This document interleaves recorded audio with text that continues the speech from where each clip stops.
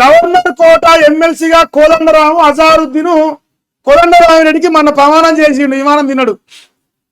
ఇది ఓయూరా కోదండరామిరెడ్డి మరి ముఖ్యమంత్రి చేసిన దొంగని కాబట్టి మరి ఆ దొంగ వల్ల ఇట్లా పోయి మళ్ళీ ఎమ్మెల్సీ అట. కోదండరామిరెడ్డికి 2 రోజులు ఎమ్మెల్సీ పోతేనే రేవంత్ రెడ్డికి ఇంత బాధ అవుతుంది. కానీ మరి గత 20 నెలలుగా తెలంగాణ రాష్ట్రంలో ఈ కోదండరామిరెడ్డి అనే సన్నాసుని మనలు పట్టుకొని ఓట్లేసిన తెలంగాణ నిరుద్యోగులకు ఆ ఓయూలో మసిలిపోతున్న ఆ బిడ్డలకు మరి ఉద్యోగాలు అవసరం లేదా రేవంత్ అన్న? కోదండరామిరెడ్డి అనే సన్నాసుడు నిన్ను ముఖ్యమంత్రి చేసింది కాబట్టి ఆ సన్నాసుడికి మళ్ళీ ఎమ్మెల్సీ తీసుకొచ్చినట. గదే ముచ్చడం. మరి ఇంకా నిరుద్యోగులకు అవసరం లేదు.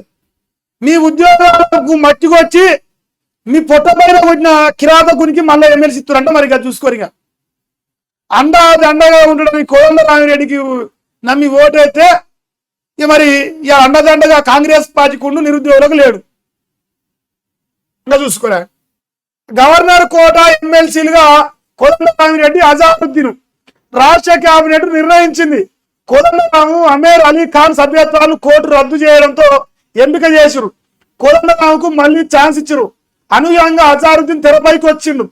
ఎందుకంటే అజారుద్దీన్ అనే వ్యక్తి నాంపల్లి నుంచి పోటీ చేయలే.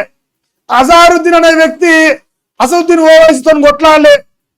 ఫిరోజ్ ఖాన్ అనే కట్టర్ కాంగ్రెస్ కార్యకర్త, కట్టర్ కాంగ్రెస్ నాయకుడు, దేశభక్తుడు, భరతమాత ముద్దు బిడ్డ ఫిరోజ్ ఖాన్ అనే వ్యక్తి అసదుద్దీన్ అక్బరుద్దీన్ ఓవైసీకి వ్యతిరేకంగా పోరాటం చేస్తున్న బిడ్డ కాబట్టి ఆయన కళ్ళకు ఈ సన్నాసులకు కనపడు.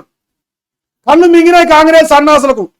అజారుద్దీన్ అనేటువంటి కావాలి కానీ ఫిరోజ్ ఖాన్ అనే కట్టర్ కాంగ్రెస్ నాయకులు అవసరం లేదు.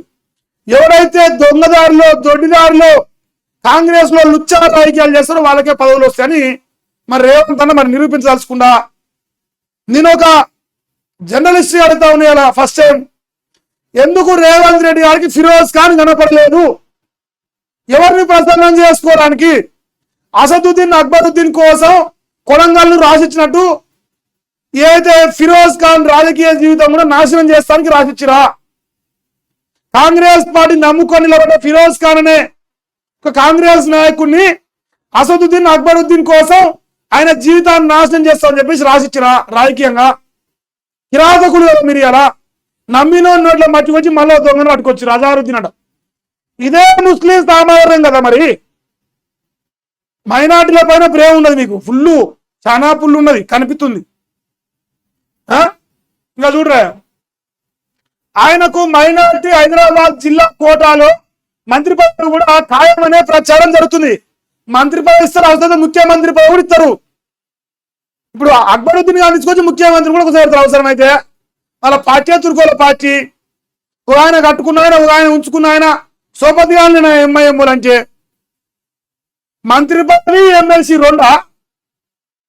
మరి ఎమ్మెల్సీ ఒకటి ఇచ్చి మంత్రి పదవి ఇంకోటికి ఇవ్వచ్చు కదా. నేనేమంటానా, కాంగ్రెస్ పార్టీలో అద్దంకి దయాకర్కి న్యాయం జరిగిందని పత్తితో మరలేపే పందుకోకులను అడుగుతానా. ఫిరోజ్ ఖాన్ ఏం పాపం చేసింది కాంగ్రెస్ పార్టీకి? ఫిరోజ్ ఖాన్ కి ఎమ్మెల్సీ అర్హత ఎందుకు లేదు? మైనార్టీ శాఖ మైనార్టీల నుంచి ఎందుకు మంత్రి అర్హత లేదు? నాకు సమాధానం చెప్పరు ఎవడన్నా. మీ బతుకులు పాడుగాను. నమ్మినోడిని ఇట్లా మన్ను వస్తారు. మీ కాంగ్రెస్ పార్టీ అంటే కసమంచి పార్టీ మేము చూస్తలేమా? కోదండరామిరెడ్డి పల్లబొచ్చు ముసలాండి కోదండరామిరెడ్డి కన్నా మరి ఇక ఎమ్మెల్సీ అవుతారట. మీ ఎంగిలి మెతుకులు తిని మరి నిరుద్యోగుల ఎంగిలి మెతుకులతోని మీ మోసేతిని లాగి ఎమ్మెల్సీ తెచ్చుకుంటాను. మళ్ళీ ఒకటి మీకు ఇయర్ ఉద్యోగాలు మళ్ళీ 2 లక్షల ఉద్యోగాలు అడగరి. మోదీకి చైనా గ్రాండ్ వెల్కమ్ చేసిందంట. జపాన్ నుంచి చైనాలోని తియాన్జిన్ కు చేరుకున్న పిఎం నరేంద్ర మోదీ గారు. అయితే ఒక విషయం చెప్పాలి, 7 సంవత్సరాల తర్వాత నరేంద్ర మోదీ డ్రాగన్ కంట్రీకి పోయినా. 7 సంవత్సరాల తర్వాత ట్రంప్ మామ గజ్జలు గజ్జలు గల్లు అంటున్నాయి ఇప్పుడు. ఎందుకంటే నిన్నదాగా ట్రంప్ మామ టారిఫ్ టారిఫ్ టారిఫ్ అంటే ఇలా నరేంద్ర మోదీ ఒక వ్యూహాత్మక నిర్ణయం తీసుకొని ఇలా చైనాకు పోవడం, 7 సంవత్సరాల తర్వాత పోవడం అనేది ట్రంప్ గానికి 1, 2 అన్ని 3 కూడా పడతాయి అవసరం.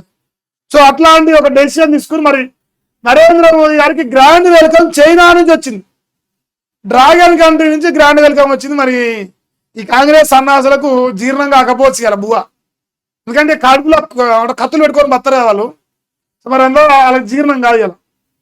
ఇంకా నేడు రేపు SCO 25వ సమిట్ కు హాజరు కాబోతావు.